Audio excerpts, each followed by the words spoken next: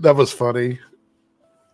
What? All the burping. I wonder if it came through on the thing. I don't know if everybody else heard it. I didn't hear the burping. Must just been on your side. No, it was definitely you. Hey, everybody. What's going on? Welcome to the stream. Things are a little chaotic for me right now. I'm getting ready to redo this entire room. So things are going to change in the background. And what are you drinking? All of that. Dr. Pepper. Oh, okay. I wasn't sure if it was a Coke or a Dr. Pepper. I just saw the red can. No. So anyway, we have Victor in the house, Defunct, Darth Bunyan, all Team Airrick members. Thank you so much. We have some super chats. We'll look at those in just a bit. But thanks everybody for being here. We've got a few random topics to talk about tonight. We're going to talk about some Grant Gustin comments that I think are getting blown out of proportion. But I mean, it's the internet, so what are you going to do? Talk about that. Then we're going to talk about some stuff with the Marvel. There's like 3 or 4 different Marvel stories floating around. I don't know, like, I feel like the Marvel stuff is so weird because a lot of it is coming from people that have been right about stuff in the past, but I don't know if I believe most of it. You know what I mean? Is that fair to say that? Like yeah, no, like a lot of those rumors are like, what, a 50-50 probably hit rate? Yeah. That means like if there's 50 said, then 25 of them are going to be right, 25 of them are going to be wrong. So I just feel like it's really weird. All these different rumors popping out, and I'm just like, okay, so which ones are true, which ones are false? And we'll have to wait and see, I guess. But we'll talk about those tonight. Also, somebody suggested a trailer for a movie called Boy Kills World. Have you seen this trailer, this movie, or whatever? I think I saw like a tweet about it, but I didn't watch the trailer. I just saw that it had Bill Skarsgård? Yeah, it is. Yeah. It's Bill. We're gonna save that for the end because I don't know if it's gonna get flagged or not. So we'll look at that at the end of the stream. Then we have a couple of random clips that I found on Twitter. It's always fun to find some stuff on Twitter to react to. We got some DJ Khaled stuff, which I think is quite funny. And some Grace Randolph drama, apparently. So should be a fun time. What was the thing I was going to say? Oh, I watched The Iron Claw. Mm-hmm. You have to watch it. Was it? Okay, so it was good. I can't believe it was not nominated for any Oscars. I can't, like, it has to be that thing where it was just too late in the year. If it's not that, I don't know what people are smoking. Obviously, like some sort of synthetic thing that's frying brain. It's still in theaters right now, right? It's still. I saw it, but there was only one session a day at my theater, so that means it's pretty much. It might be gone by Wednesday or tomorrow or the day after or something like that. But yeah, it was. Yeah, but I cried at the end. I couldn't, like, I thought I was going to cry because certain things, and then it just builds up, and then at the end, you just sort of like go, oh shit, you just sort of let go and you cry because it's really sad. Really? But it's really good throughout the rest of it. But then it's just like, without spoiling it. That's the wrestling movie, right? Yeah, with Zac Efron and. You cried? Yeah, at the end. Like the last half an hour, was like all this like build up, and you're like, oh, this is really sad, but you don't cry, and then right at the end, and like. And apparently, I was watching something after. Are you trolling or are you being serious right now? I'm being serious. And at the end, I was watching. Not at the end, obviously, but like today, I was reading this thing and I found an interview with the director, and he said like the way he'd sort of told Zac Efron, the actor, to do the same thing, sort of, but it ended up like playing into the movie as well, where even the audience, like someone might cry earlier, but that's the way it sort of builds up and stuff like that. So it sort of like matches both the Mate, I couldn't believe how sad it was. Well, I guess I'll check it out. Dagoneer says, Eric, you going to see Dune Part 2? I am. I'm actually hearing it's really good. Like, critically, it's being praised. I don't know if you heard anything else about this, like, online. I saw, like, I saw that it was getting praised and stuff like that. The issue is I try not to look into that stuff because I hate seeing people go, oh, it's the best movie ever, or it's this, that, and the other. I saw a lot of people online saying that the first part was boring. That Dune was boring. The first part is just a lot of like world building. Like it's very heavy in the world building in regards to like. So you have to watch. I think the first part. I was so mad at the way the first part ended. I think I've gone on record saying this. I felt like we were just getting to the part that I wanted to see, and then the movie ended. Oh, like it feels like it's going into a third act, and then just ends. Yeah. I mean. If you have it, Dune, I think you have to watch like 2 or 3 times to appreciate it, I think, because it is a lot of like obviously it looks good, and also they keep teasing this like without spoiling it, like how they were teasing the sandworms and everything like that. It gave me the shits when I was watching it the first time. But did you see this quote from the director? I saw this morning and I thought he has to be like. Let's talk about this. We'll start out with this one. I heavily disagree with what he says. Okay, so I love him. I love all of his movies, but like I'm gonna butcher his last name, Paige. So you got to correct me on this. Is it Denis Villeneuve? Is that how it's pronounced? Denis Villeneuve. Villeneuve. It's new. Okay. Is it Villeneuve or Villeneuve? I think it's Villeneuve. Please correct me in the chat because I know his first name's pronounced Denny. Yeah. Okay. Okay. And his quote is, "Movies have been corrupted by television. Frankly, I hate dialogue. Dialogue is for theater and television. I don't remember movies because of a good line." I'm going to disagree with that one. I think some movies have very good quotable lines in them. I remember movies because of a strong image. Okay, Zack Snyder, come through. I'm not interested in dialogue at all. So basically, he just wants everybody to shut the fuck up. He's like, I just want my movies to be nothing but visuals. Pure image and sound, that's the power of cinema, but it's something not obvious when you watch movies today. Movies have been corrupted by television. So you said you agree with this. No, I said I heavily disagree. Oh, you heavily disagree. Okay, so tell me your thought process on this one. Well, we just talked about Dune is so much dialogue. If you don't have the dialogue there, you don't understand that movie. Mm-hmm. The movie isn't explained by the imagery or anything like that. The movie is literally explained by what the characters are saying and all the. If you're not paying attention to what they're saying in Dune, you do not understand that movie. It's literally a dialogue movie. You have to listen to it to understand what's going on. Otherwise, you'll be like, why are these people conflicting with these people, and who is this specific, where are we and everything like that? And why is this character important? If you're not listening, you have no idea why Paul is an important character. Yeah. If you do not listen to the movie. And now he's French Canadian, correct? Isn't that he's from Canada? Is that right? Denis Villeneuve. Well, he sounds French when he's talking, so I think he's French Canadian. So. Correct me if I'm wrong here, but I'm looking through some of the movies he's done. Okay, so I love Arrival. Arrival's a great movie. I don't know if it's considered underrated. Arrival, that's like dialogue. It's all about language and speaking. I'm looking at his list though. That's what I'm saying. I don't see any movies from him that are solely visually driven. I think Prisoners is pretty just like imagery and sound. That's not a lot of it has dialogue in it, but it's very you could watch that movie. I could see that because also it's a lot of nuance and subtext in that movie. Like when you get to the end and you get the big reveal, the scary. I don't want to spoil it for anybody, but kind of the scary end of the movie and whatnot. It's a lot of build up to that. So yeah, I guess that is more visual. But looking at if we go back to not Prisoners, Enemy is the one I'm thinking of. Enemy is the one with the.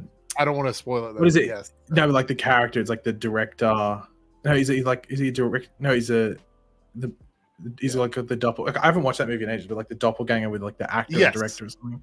Yeah. Mm-hmm. So McLeod suggests he's French Canadian, so that's cool. Let's see, Victor says Dune is a long movie that requires almost 3 films. The books are a lot. Look, the books are extremely I remember I was following somebody. I can't remember who it was here on YouTube that did a reading group for the books, and it was a year-long thing. It's you know what I mean? It's basically a book club, pretty much online of Dune. So yeah, it's a thick boy. I think that's the internet term. Thick boy. But Arrival was really good. Blade Runner 2049. Okay, so Blade Runner 2049 was visually beautiful, but also you need the dialogue. It's not a silent film. You know what I mean? You wouldn't know what the fuck is going on without dialogue. Well, especially with Harrison Ford's character. Some of the stuff he says is you need that dialogue. So why do you think he said this? Do you think it was more of a snobby, isn't he just a director? He's not that big of a writer. I don't think so. Maybe that's why. His main importance to the movie is obviously the visual stuff. And oh my god, the audiobook. Look, the audiobook is 14 hours for Dune. Yeah, 14 hours. Yeah, that's pretty crazy. Yeah. Justin says he also said younger audiences like longer movies. I think I saw that quote, and he just referenced Oppenheimer. I think like you can't just use one blockbuster because Oppenheimer, at the end of the day, is a blockbuster in my opinion, or like an event movie. It's also a lot of talking. You know what I mean? Like that movie's got a lot of dialogue. It takes place like the majority of the movie is in like a one room type situation. But to be honest, I think you could ignore the dialogue and you still understand the movie. I mean, maybe, but the dialogue I think adds to like the, one the movie. Someone layers of the referenced film. it. Who was it? Someone said it. Who said it in the chat? There's a movie. Who was the person that mentioned Tenet? Because Tenet's one where you need the dialogue and you couldn't fucking hear it. So there's a movie that came out last year on Hulu. I think it's still on Hulu. Maybe it's somewhere else now or whatever, called No One Will Save You. Do you remember this movie? I think I've talked about it before. It's a alien abduction film called No One Will Save You. I haven't watched it, but okay. Yeah. So the thing is that this movie, let me see if I can find where's the actual, is there a wiki for it? I think there's a wiki for it. Anyway, the premise of this movie is it's an alien abduction film. And the director at a certain point, I guess in pre-production, decided that he didn't care about dialogue, that the movie was more impactful with the visual elements that he put down in like the screenplay for it. And so he reduced the film down to like 3 lines of dialogue. That's it. There's like 3 lines of dialogue in the entire movie. It's like an hour and 40 minutes long, I think. God. But it's an alien abduction movie. But it's about a character, like one individual character, dealing with these aliens, this alien abduction. Okay. And I cannot express to you how good the movie is. Okay. It's a really fucking good movie. I've never seen a Hollywood director, someone that's making movies that came out in cinema in modern times, do a movie like that one. So I can see if that director came out and said that. This makes no sense for him to say this. Because, yeah, I mean, and if that was the case, if the dialogue didn't matter, like, then why are you hiring, like, high brass talent? Like, when you just get people that, I guess most of them do look good on camera. They're all quite handsome or pretty. But at the same time, you wouldn't need to hire someone that's necessarily a top tier actor if the dialogue wasn't important and how you deliver it. I watched a movie recently that had, like, not much dialogue. And I can't remember what it is at the moment. It still had a decent amount, but like for a standard movie, it was a lot of like, or at least the main character didn't speak a lot. Right. Fuck, I can't remember what it was. I'm going to say this. I what they want to know what the movie is that you're talking about again. We're going to look at a clip from it here in a second. Oh, okay. I want to say that I think that dialogue and visuals are both important parts of a movie. I don't think anything's been corrupted by anything. I think if anything has been corrupted, it's the streaming landscape. I think the streaming landscape, when it comes to filmmaking and stuff like that, I think those types of movies have definitely been impacted by TV and by streaming culture. I don't know if movies that are out in theaters have been affected in that way, in my opinion. Yeah, and I don't want to. Like I don't know. If maybe he's subtweeting someone. Like if you think about Quentin Tarantino, like his movies are literally dialogue, like Pulp Fiction, and I mean they're all like he's just a dialogue dude. Like he just writes things and makes them interesting. I mean, Once Upon a Time in Hollywood is 2.5 hours of people talking, and then hippies getting killed at the end. Oh, spoiler! But don't say that. But like that's it. It's like 2 hours of dialogue, and all that's interesting as hell. It's one of my favorite movies. Which one is that one? Once Upon a Time in Hollywood. I rewatch it all the time. It's such a good movie just to put on and just watch. We got a couple of super chats from Gary here, who wants me to answer them, and I will answer them. But we're gonna move very quickly. We have one $1.99 super chat from Gary, and we have a $4.99 super chat from Gary, asking about getting married and having kids. There's 2 separate super chats. And I think I joked about this last week when I talked about having my cats as kids. I've been married. I was married for 20 years. And I'm not married right now. I eventually probably will get married again. And as far as Pagey goes, I don't think he really wants to talk about it. So we're not going to get too heavy. Well, I thought you were going to go down the line where we were having a non-monogamous marriage. Oh, that one. Like that. Yeah. I don't know about that. We Thank you for the super chats. And we were adopting Ben and Boba Talks as our British twin children. So I'm going to show a very small snippet. This is a longer clip. Okay. The movie is called No One Will Save You. All right. And this is part of the alien chase scene. As usual, when it comes to, Where is this? Like, is it on a service? It's on Hulu, but I don't know where you would see it. Well, it's probably on Disney Plus for you. Yeah. Okay. So we're going to watch a small bit of this. I'm not going to show all of it, but it is an alien abduction movie. You find out very early in the film. The alien is very visible early in the film, so I'm not showing too much here. But if you don't want to see this, I'm going to watch like a minute of this so you can turn away from that. And if you're watching this on playback and this clip is gone, it's because YouTube removed it. And if you would like to see this entire stream without anything clipped out of it, because it may happen, if it gets removed, it will be available for Team Airrick members in full. So if this is gone, there's a Team Airrick member version of this stream that will have all the clips in it. Anyway, this is the No One Will Save You. And this is a Hulu movie, I want to keep this in mind, with no dialogue or like 3 lines of dialogue. So here we go. It's amazing.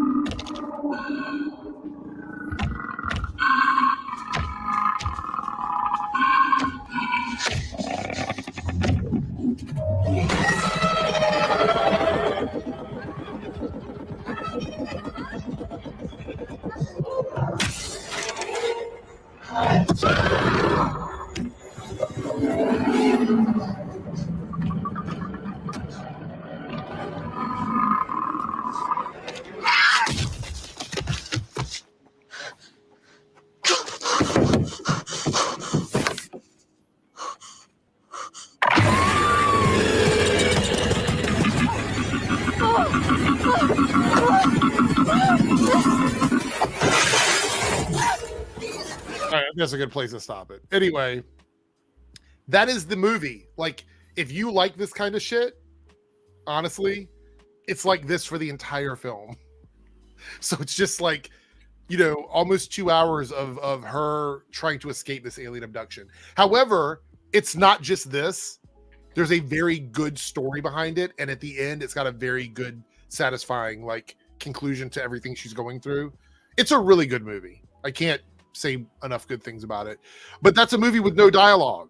It's all visual from like 5 minutes in to like the last 5 minutes of the movie. Definitely check it out. I'm just saying it's really cool. It's like A Quiet Place. It's better than A Quiet Place, in my opinion. It's an underrated movie. When people talk about underrated movies, it's a movie that like no one has ever heard of, but I think it's really fucking cool. And again, the title is No One Will Save You. I'll type it in the chat. No One Will Save You is the name of it. And it came out last year. So, yeah, you could probably watch the whole movie with clips on YouTube, but I would recommend, if you have the ability to watch it, to watch it. Anyway, wasn't the protagonist a terrible person? That gives away the story in the movie. So, yeah. Yeah, check it out. Cannot praise it enough. All right, so let's move on to some news that may upset some people here. Paige, you're probably going to be mad, so just strap in on this one. Chaps are out of stock. It's currently unclear if Pedro Pascal will reprise his role as Din Djarin in Mandalorian and Grogu movie. I mean, I'd be surprised if he. I mean, but then I don't know. Here's a question I have for you. I mean, it has something to do with this. Do you think Pedro Pascal is in danger of overexposure? Because I think he's on the edge. Yep. I think he's so close on the edge, it's not even funny. I think they are so. He is. You know how we've talked about this before. We had a discussion. I don't want to get back into the debate about it, but we had a discussion about like modern Hollywood actors and movie stars. Remember this discussion we had? I think Pedro is the closest thing to like a modern day movie star in terms of like the way they were previously, and Hollywood is just scooping him up in everything they can possibly cast him in, and I think that's a problem. I disagree with that because I don't think he can. Like at the moment he hasn't been able to sell tickets in the box office. Like he hasn't been able to sell anything. So I don't necessarily agree in regards to like the old style. But in regards to like, like before you go further, I want to say I'm basing this on modern entertainment consumption because it's the landscape is nothing like in regards to like what he's in, like what they're picking him to put him in, and stuff the types of movies that he's being cast in. Yeah, that's what I'm talking about. I get what you mean. I'm more talking about like sales. I feel like I feel it's weird that like. But then again, like it's pretty much like the only movie thing, like big thing he's been cast in is the Fantastic Four, and you wouldn't be able to judge necessarily all that. But it's like it's now like what he's now. That's Marvel. He was already in DC, and he's done Star Wars, and like the Last of Us stuff. I just feel like it's like you know what I think it is though. I think he might be doing it. I think it's because like he's been in the industry for like 30 years or something like that, and he's just finally like hitting the big time in the last 2 or 3 years. Popular. Yeah. Like, and he was in Game of Thrones, and still people were like, "Who?" Like, he had one of the more iconic Game of Thrones scenes when his head. I loved his role, that battle, that fight. Yeah, but still, they'd go, "Oh, the guy that got his head squashed like a Skittle or an M&M on Game of Thrones." They would say I think he's actually said that he said he owes his career to being on Game of Thrones. I don't know if that's accurate or not, but it probably would be because like I think he did a lot of like guest star work in like the 90s and like really early 2000s, and then like did nothing. Like he was like struggling to get work, and it might just been because like the age period he entered or something like that. But maybe he's like he is, I mean, he's 48, so he's not that old, but he's also like entering like the twilight, if you know. Like some people don't make it till they're like 40. Spoilers for Game of Thrones. I mean, come on, like, yeah. He says he's joking. Okay, good. I'm glad you're joking. Like he got Narcos off, but then was that the first season of Narcos? Or was that second season? I think it was the first season. Was it the first or the second? Was he in both? I don't know. Now it's been so long since I've seen I've watched. Like, but he's been like Pedro's just been in Hollywood for a while, so now maybe it's just like, well. I didn't do anything. Like I was struggling, so I'm just going to try and make as much money as I can right now. But I think it's like, that's the thing. I don't think like. Can you name an actor that represents like overexposure, like in your mind, a modern actor? Well, I think that would be someone that now doesn't get stuff because they were overexposed. So right. But I mean, do you like anybody? Like I'm not trying to put you on the spot. I'm just trying to think myself. Well, no, I'm legitimately trying to think like. So Feather Guardian says Keanu Reeves. Would you say Keanu Reeves is a... Not really. If anything, he's avoided doing the larger things. Like he hasn't done any of the superhero stuff. I know he did Constantine, but that was like before it was like the boom. Zendaya is very smart. She's very picky with what she does. I agree with The Rock. I think The Rock got overexposed. Yeah, I'd probably say The Rock, yeah. Quinlan says Chris Pratt and The Rock. Yeah, Chris Pratt probably. A little bit? I think the thing is, if not yet, he's very close. Like he's probably the same as Pedro Pascal as well. But yeah, they're probably on the same thing, I guess. But then again, Chris Pratt has the thing where he can go, well, I was a part of all these things that made $1 billion. So, Tom Holland, thoughts on that one? Not really though. Like I think it has to be someone that's just like that's doing like 5 different movies a year. Like the one person I was thinking of was Jennifer Lawrence. Oh, yes. That was like what, 5 years ago? She was in everything. Like 5 to 7 years ago. Like she won an Oscar, but then she was doing all these. Like she was doing like she was like in like if there was like 10 movies, like it felt like she was in like 6 of them. Tom Cruise, maybe. Sydney Sweeney. I don't know. Is Sydney Sweeney considered overexposed? I don't. Yeah, not really, because I think she does a lot of stuff that no one sees at the same time. Yeah. So Samuel L. Jackson. There was a period when he was in everything too. I mean, he still does a lot of stuff, but it's just like minor stuff. I think like underexposed Paul Dano. But I don't think it's underexposed. I think it's like they just choose their projects. Like someone said Zendaya. I think like Zendaya, like she's just in big things. Like she might only do one big thing every 3 to 4 years. So my question is, if he doesn't sign on for that, is it considered like a risky film at that point? Well, I think she just, or like if she gets the offer and she's like, no, I won't do it. Then yeah, I mean, she has that movie that everyone thinks is going to be an Oscar thing, that tennis one, and I mean, I watched the trailer and I was like, this could either be really good or fucking suck. It's like I mean, Pedro, if he doesn't sign on for Mandalorian movie, what do you think? Well, it might just be because he'd be under the helmet. So is it worth him? Maybe he would want the exposure. Like, so then you could just get someone, because wasn't there like a lot of controversy in that episode and then it was apparently like it came out that he wanted to have the episode where he didn't wear the helmet. I mean, I don't know, but I think at this point the helmet's been off enough that I don't know if people care anymore, to be honest. Yeah, I know. I mean, like when you watch it, you don't necessarily go, "Oh, that's Pedro Pascal's voice," so it doesn't really matter. Yeah, King of Lesbians says John Cena. I mean, I guess to some degree, he's been in a lot of stuff. Would you say Ryan Gosling is heading towards that now? Like being not really, because he was gone for like 5 years. He didn't do a movie for like 5 So you think he took a break? He's like, I took a break, so he's good. Playing catch up if anything. But like he took like was it 5 or 6 years, mate? Like, and he would like. I think they're doing it. I think they might be doing a sequel to that Nice Guys movie, which is really good. That was a good look. Movie. If you guys have not seen that movie, watch Nice Guys. It's like it's a comedy buddy cop thing. It's not about cops. It's just a trope. It's like a black comedy. Yeah, it is so good. Such a good movie. Yeah, it's got Matt Bomer's in it. Yeah, Russell Crowe. It's just like, yeah, that movie's like so underrated. It's got a combination of people where you would not expect it to be as good as it is, but it is. Definitely. Yeah, it just works. It's funny you mentioned that name. I have a clip later on where I feel like he is an actor that also gets sort of pigeonholed.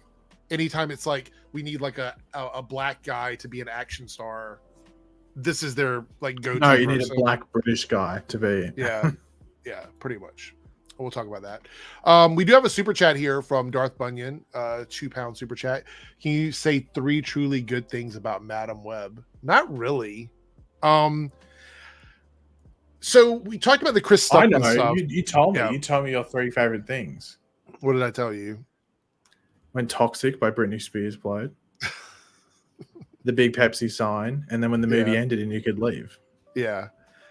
There's all this drama about Chris Stuckman. You know, it's funny. We kind of briefly mentioned it, but it's become a big deal about Chris Stuckman not commenting on the movie or refusing to talk about the movie because there's still drama like, about reasons. That. Because there's some people attacking him saying that it just, remember how I said, I think the only drawback to him not criticizing the movie is the fact that it legitimizes people who say that like Hollywood critics are shills. Remember when I said that? I was like, if he doesn't speak on it and give actual critiques about it, but everybody knows that he didn't like it, it makes it seem like he's refusing to do it because he's sort of shilling for Hollywood. And that is the take that a lot of people have about the Chris Stuckman stuff. I mean, like a lot of people are talking about it. However, I respect his refusal. Like if he doesn't want to review it, he doesn't have to. I don't think anybody should be required to review something. You know what I mean? But at the same time, yes, there were issues with the movie. Like clearly the studio wanted this movie to happen. So they hired everybody on board, got them in place to make a movie that, and I don't use this lightly because I hate this. Nobody asked for this movie.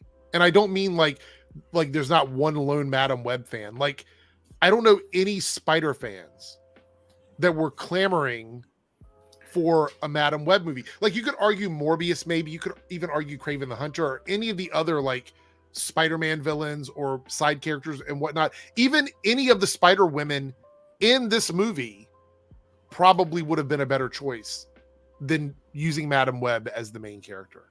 So it begs the question, like, who the fuck sat around and thought it was a good idea to do this? Well, that's the thing. And the script is written by like 7 different people. It's I feel like you can say that for like a bunch of things. Like who asked for this, who asked for that, blah blah blah. If it's not like something mainstream, but that's why I hate saying it. But the thing is that like you could make a good Madam Web movie. It's just that they just, for whatever reason, decided not to. Yeah, but the thing is, after seeing it, it just never was going to be that. It was like based on what they did, it was never. They basically wanted their cake, and they wanted to have their cake and eat it too. They wanted the Spider-Man people to watch the movie, but not give us anything about that world. Like the Spider Women in the movie, spoiler alert, in the costumes you see for like 5 seconds in the movie. It's not even, it almost wasn't even worth it. I think that Sydney Sweeney, there's a video clip where she basically had to beg for them to give her like a pose to do. Like she would do the iconic pose, hanging upside down on the web. She wanted to do that. I don't think it was originally going to be in the movie. So that was the situation. And there's a lot of just like, I mean, I don't know. Do I spoil the fucking movie? Does anybody even care? Like the beginning of the movie, they like start out, it's in the 70s. I don't remember exactly. I think it was like 73, 74. They're in the jungle with these tribe of people who have spider powers. It feels like fucking Twilight when they're running through the woods. Did you ever see Twilight? Yeah, but like whenever it came out, like the scenes where all the vampires are running through the woods and stuff, like Naruto style. Like it was just a really bad, like the visual effects were bad. Just the mystical spider thing in the cave, which looked really, visual effects looked bad on that. The non-connecting storylines, the fact that she was born in the jungle, but then somehow shows up in present day, living in the United States, doing jobs and things like that, as if nothing even fucking happened. It was just so, like the main villain of the movie has money and access to things, and we don't understand how or why he got there. It's just, there were so many problems with the movie in the terms of just constructing a film together. It's people, I've had friends that are like, oh, I'm going to see it because it's probably so bad it's good. It's not. Spoiler alert, it's not that movie. Like Morbius is one of those movies, like, do you remember the beginning of Morbius where they're kids and they're fighting in the school and like the kids outside are yelling names at him and everything? You remember that part of the movie? Like when they're outside of the I don't know, was it a kid's home or something? I don't remember, but he was like sick and they were making fun of him because he was sick or whatever.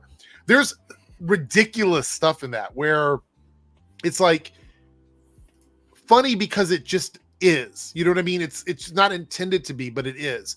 In Madam Web, there's nothing like that. There's not. I mean, the few laughs that were in the theater I was in were at moments where it just was like people were exhausted with how bad the movie was. They were laughing at grasping at anything they could to laugh at. It's just a poorly made film, and I hate to say that because I think everybody involved with the film are like, everybody's talented. Oh, by the way, the villain, right? His audio is ADR through the whole movie, and his lips don't even match the audio sometimes. So it's like he went back in to do ADR, and then they didn't bother to match the speed or cadence with what he was doing on the screen. In a movie in 2024, I was in 2023. In a movie in 2024, bad ADR should not be happening. So to answer your question, Darth Bunyan, I can't say truly good things about Madam Web. I think Madam Web is the first superhero movie that I've seen in a long time. And this includes like stuff that I didn't like Venom 2, Morbius, some of the DC stuff, where I just don't think there's anything of value to be lost in the movie except intention. I think maybe some of the intention with the people might have been good going into it. The costumes were pretty cool. I guess that's a good thing. We got to see him for 5 seconds. But I think all this discourse about Madam Web is kind of a pointless thing. It's like beating a dead horse. The movie, like the vast majority of people didn't like the movie. And even the people that did like it that I've talked to think it's just okay. So, you know, thank you for the super chat. Would you say it's worse than Catwoman? Catwoman is cheesingly entertaining. Madam Web is not. It is boring. It is a boring movie, in my opinion. So there we go. Did Hey, Anthony, how you doing? Yeah, I'll try and put this in terms of trying to get the stream demonetized. Did you see the guy light himself on fire? Yes, and we're definitely not talking about that. No, I'm just wondering if you'd seen it because I did see it, but I know videos like literally even you mentioning that might cause a problem. I've seen videos get completely removed. So yeah, they like Twitter is going ham. Sorry, and I'm sure actually on Twitter no, because I saw the video on Twitter, but yeah, on TikTok it was crazy. Yeah, like be very careful, guys. Like, yeah, well, I won't say like specific things. This is the one time where I'm being very honest when I'm like, don't mention it because it will definitely. Like I would recommend not looking it up. It's fucked. Defunct gifted 1 Eric's Reloaded membership. Thank you so much. I'm not sure who got it. Who got it? Who got it? Oh, Wild Relic Productions got it. So thank you. Defunct. I do appreciate it. I do appreciate it. I think if you want to, what? It's opposite of Wild Zoo. Yeah, probably. Okay, so Cody with the $5 super chat, Team Airrick member. She's the only one who went out of the way to read the comics. You're talking about Sydney Sweeney, Cody? I think he's talking about Sydney Sweeney because she did a whole sit-down interview where she talked about like what she wanted to see or what she wanted to do in the movie and how she wanted the character to be. And I don't think she realized that literally they were not going to have any real screen time in the costumes. What a fucking bait and switch. I have to say this. Like, we've talked about bait and switching, and people say that all the time. This movie, in my opinion, based on the advertising, was a bait and switch. Because you don't make a superhero movie advertising 3 Spider Women, if you count Madam Web, 4, and then you don't really use them in the movie. I mean, I feel like that's a complete and utter misrepresentation of what the movie was. You remember when they did that? We did watch that clip where they said it's a no superhero movie has ever been like this before. They were not lying. They're being very honest about that. So shout out to them for being honest, I guess. Look, in my opinion, Madam Web is the worst superhero movie I've ever seen, I think. I'm trying to think if there's one worse than that. I don't think there is. Not because it did 1 or 2 things wrong. It was just boring. It wasn't entertaining at all. It is a waste of time. It is literally a waste of time to see that movie. It doesn't look, I'm not all about connecting anything, but if you're not going to connect anything, then the movie itself has to say something. This movie didn't have anything to say. That's the issue. It didn't have anything to say. I'd rather watch Theatrical Justice League, honestly, than watch Madam Web, if that gives you any indication. All right, so let's talk about this clip here with Grant Gustin, who people are saying is going to be the DCU Flash now. Paige, how do you feel about that? Oh, well, I mean, it's obviously not going to be the case, but... Well, here's the clip. It's going to be hard to hear, but we'll talk about what he says here. All right. If James Gunn were to ask you to play the Flash again, would you do it? Yeah, James Gunn asked me to play the Flash. Yeah. I trust James Gunn. Okay, if you didn't hear that clip, the person recording the video says, if James Gunn asked you to play the Flash again, would you do it? He says, yes, I would do it for James Gunn. I trust James Gunn. That's what he says. So a lot of people are blowing up saying James hire this guy or whatever. Because look, I'll be honest, I don't think the Flash is on the table right now with James. Would you say that's true? I don't think they're thinking about the Flash at the moment. At least not heavily. Or would you say that, or would you believe they would? They probably have something there, but I don't know necessarily. Like, I don't think they have another Flash movie in the works. I think they might have something where the Flash shows up. But if he did, it might not. It wouldn't be for probably like at least 4 to 5 years or something. So you think it's still at least half a decade away? Oh, I'd assume so. Like, I'm just thinking of like, if you look at the projects that are announced now, like he's not going to appear in any of them, like the Flash one. So yeah, like, and I guess they could do a Flash movie that you just got to, I can only imagine the heads exploding like the Snyder fans' heads exploding if he got cast as Barry Allen, who trains the what? Okay, so hear me out. Let me cook for a minute, because I know what your answer to this is. But I'm gonna say Sorry, it. I just want to dismiss why Arc 9's thing wrong. Like, I just want to, like, no offense, but wrong. Well, I mean, if they do Wally for main DCU Flash straight away, they fucked it. They've Right. pretty much wiped out like potential projects and character development and stuff like that for Wally, and it would piss me off if they did that. So let me say this for a second, because people are talking about Wally. My cooking here, my recipe does have Wally in it, okay, but not as the main one. So what if the first Flash project that comes out in the DCU was a Flash family movie, right? So you have Barry, an older Barry, because we know that this universe has had heroes in it for a while. So the Flash doesn't have to be a kid. He doesn't have to be even in his 20s. He can be older. So what if they have Barry, like an older Barry? Say it's Grant Gustin. Say it's our friend Grant, right? As an older Barry, and he is training a younger Flash. So like a Wally West or something like that. And that is the premise of the movie, like a Flash family movie. Might have Jay Garrick in it some way or something like that. Could you see that being something that James Gunn would do? Do you think that's a good idea for like a first movie? Or do we need to go back to the roots and do all the stuff we did on the TV show except in the movie? Like how do you think it should go? No, I don't think so. James Gunn has like sort of made it clear that he believes that like unless an origin is necessary, you shouldn't do the origin. Like unless, especially something that's already been explored. And even the movie technically explored the origin as well of how the Flash got his powers. So you don't need it, and it's not necessarily that ridiculously interesting. Like he gets hit with lightning, like you can just show a flashback of that quickly. You don't have to build up from there. So I would prefer if they just showed Barry. The only reason like I would be tempted for them to do some sort of origin is that you can show that Barry is just a normal dude. Like he is legitimately just a normal dude. He's not meant to be this like high-ranking dude or whatever it is. Like he's meant to be like your average viewer. That's who he is. And then he gets hit by lightning, and then he becomes this like freak, like in a good way. That's the only way I could do it, unless you really do explore that. That's just still who he is, which we could easily do. But obviously, saying it before.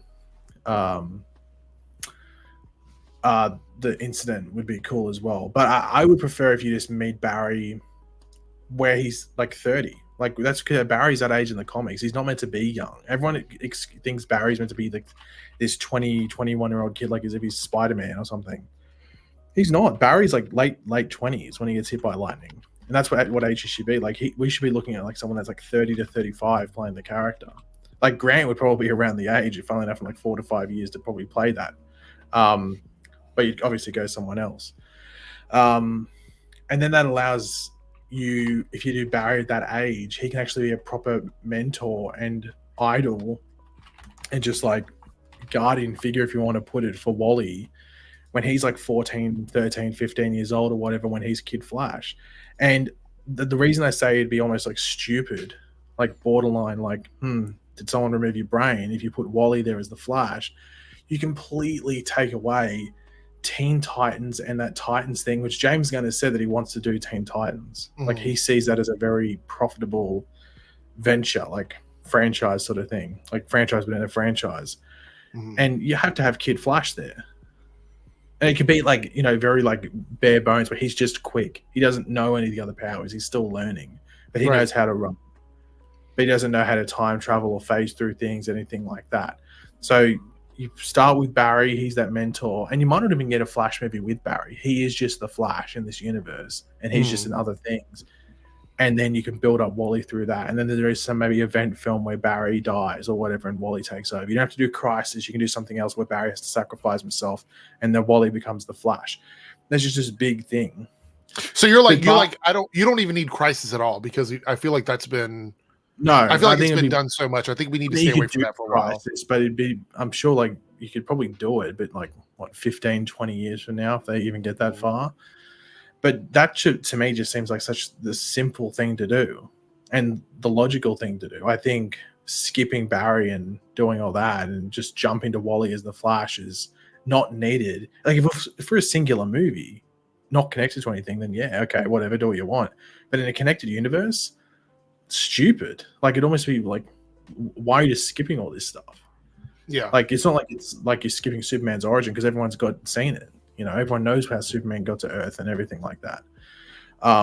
And in that case, like I love the thought of like if they did do Grant in the thing, he's just Jay Garrick or he's something like that. Especially because like Jay Garrick cool is would that really be? cool. I was gonna say, how cool would it be that John Wesley Shipp went from playing Barry Allen to Jay Garrick, then Grant Gustin goes from playing Barry Allen to Jay Garrick? I mean, I think that would be like Jay Garrick doesn't have to be this old man. Like they can make it that he's from another Earth and he's just in his prime, and that's who Grant's playing. Oh my god, you know what that would set up, Paigey? And I'm sure you would really fucking be on board with this. That would set up like a proper like mid-aged like JSA. You know what I mean? Like all those and then you don't have to do like you don't have this old man Jay on the thing. You can have a Jay in his prime, and you have all these other JSA members on Earth 2, hypothetically, who are, you know, in their prime and doing their thing, whoever it might be. You know, that's just the way to do it. But as I said, like I think anything Flash related, we're like 5 years away. I mean, looking at it now, it seems like because of the failure of the Flash movie that maybe that's not in the cards. I feel like that's probably a big reason why. Maybe I'm wrong. We got a poll going and we got a super chat. Let's take a look at the poll first. See what people said. All right. So the poll is, should Grant Gustin be the DCU Flash? It is literally tied. Yes and no. 41%, 41%. 16% said yes, but not Barry Allen. So maybe they're on board with you in the Jay Garrick theory with Grant Gustin. So I think that's pretty cool. We have a super chat over here. King of Lesbia, $2 super chat says, was it true that man did not eat things in theaters? I think you're talking about the whole Sydney Sweeney thing from Madam Web. As far as I know, it was true. I thought it was a troll at first. I thought like this can't be a real story. But apparently it was a real story. And I will say, we made a joke about the whole Pee Wee Herman thing, but then Paigey jumped in, was like, yeah, but that was at a movie where... I'm pretty sure it was in an adult theater. Yeah, it was an adult theater. So yeah, somebody was doing something. I think the issue with the Pee Wee Herman one was that he was going up to people and asking if they needed an extra hand. Anyway, thank you for the super chat. Yeah, that was so. Quinlan says, I would love a JSA film. Well, Paigey has gone on record saying that he thinks the JSA is a better team than the Justice League. So yeah, I'll fucking stand by it. What is your reason? You've talked about it before, but to clear the air here, what is your reason for that? Do you think it's just the dynamic is better? Actually, they are the superhero. They are the group. They are the title. Justice League is just like NBA All-Star Weekend, where they come together and it's like, oh, well, we sort of know each other, but not really. You know, but JSA are the group. Sorry, Zaya, are you on the bong? Are you on the synthetic bong where it's like frying your brain because you like it's got like filler and stuff like that in it? Like, trust me, JSA is better, 100%. Yeah, you can make a really good Justice League thing that can be better than a JSA story, but as a base group, JSA is better. I think it's almost like ludicrous to say the opposite. Zaya, it's YOU apostrophe RE.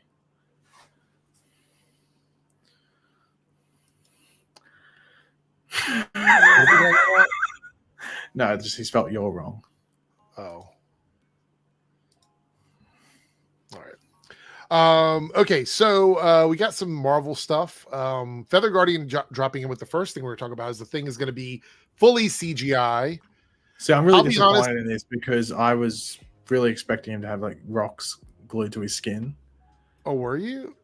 Yeah, I was really, really expecting that. So now I'm considering like not going to see it. Firstly, it was the questionable castings of Johnny Storm and Reed Richards, and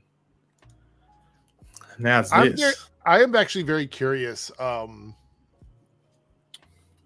what the general consensus is on like the CGI versus practical. I mean, we had one for the other one. Like, it's not like it's that new. And that, like, I mean, what would a physical? I mean, Michael Chiklis looks funny. Like, he looks okay, but he looks okay for mid 2000s, but of course weren't going to do a CGI version. So they did also, what they didn't. I want to point out there was a vibe with those movies that's different from like all the other superhero movies we got. I mean, let's be clear here. I don't think they took those movies too seriously. To be completely Well, honest. I don't. I mean, I think they had a go when they were making them, but they weren't intended to be. I mean, they weren't meant to be like a Denis Villeneuve movie. You know? Yeah. Okay, so the next bit we have is about Captain America: Brave New World. So there's a lot of news about this, so I had to discern what I wanted to talk about because there's just so much.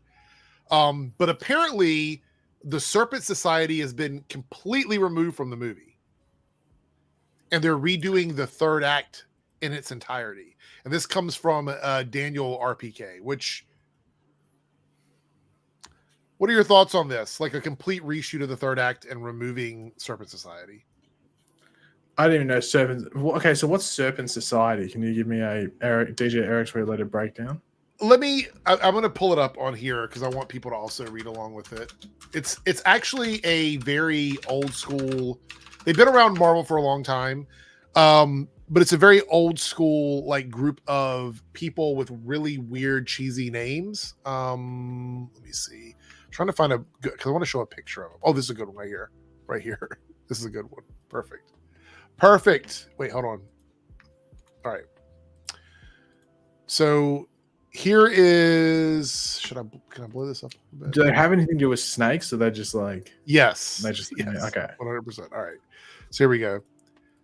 This is the Serpent Society, and they are Captain America villains, just so we know.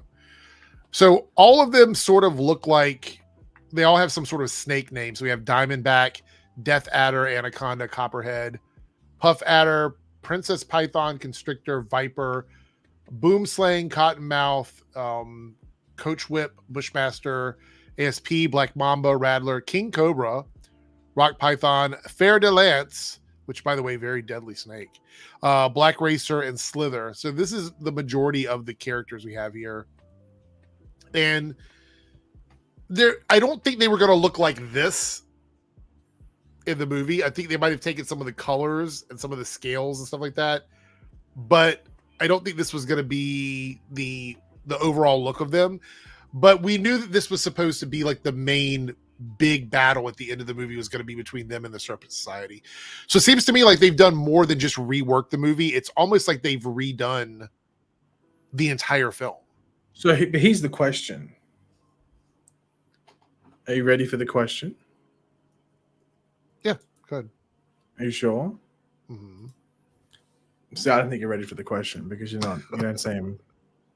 I'm just waiting for you to drop it. Okay. Who would be more of an issue in this movie, hypothetically, because it's probably not going to happen, but hypothetically, who would be the bigger threat? The Serpent Society or White Goodman's Cobras from Dodgeball? Oh, Dodgeball. The Cobras from Dodgeball. 100%. Is that because of the what's that?